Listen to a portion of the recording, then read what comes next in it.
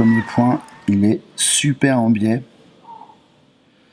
Pourquoi? En fait, l'idée, c'est de rentrer le petit nœud qui est là, ici, à l'intérieur, avec la fin du fil aussi à l'intérieur du bout.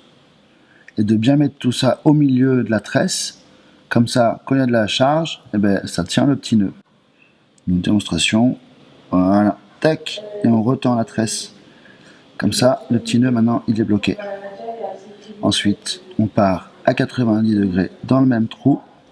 Ce qui fait que ce petit nœud là, maintenant, bah, il ne peut plus sortir. On va nous dessiner un point, je ne sais plus comment il s'appelle d'ailleurs en termes de couturière, mais des allers-retours, tout simplement.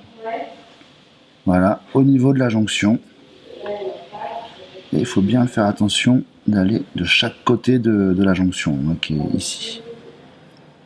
Alors surtout, quelque chose de très important, c'est de ne pas mettre de tension dans le fil.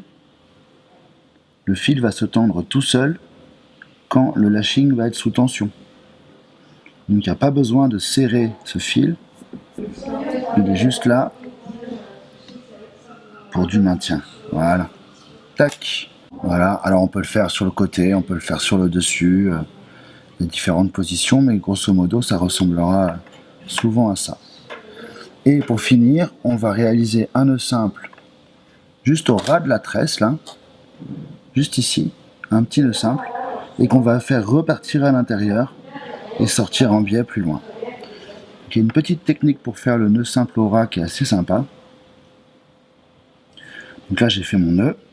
Et donc pour le faire se serrer juste au ras de la sortie du bout, en fait je vais tenir la boucle d'un côté, tirer sur le fil de l'aiguille de l'autre, de manière à tendre ce fil.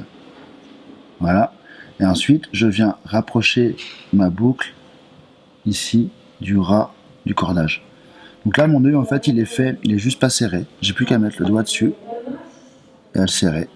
Et voilà, j'ai mon petit nœud qui est vraiment au ras de la tresse. Et on repart dans le même trou et en biais, comme au départ. Voilà. Et ce petit nœud va maintenant se cacher à l'intérieur. On coupe l'excédent de fil à surlier. Voilà. Et notre petit point de couture est fini.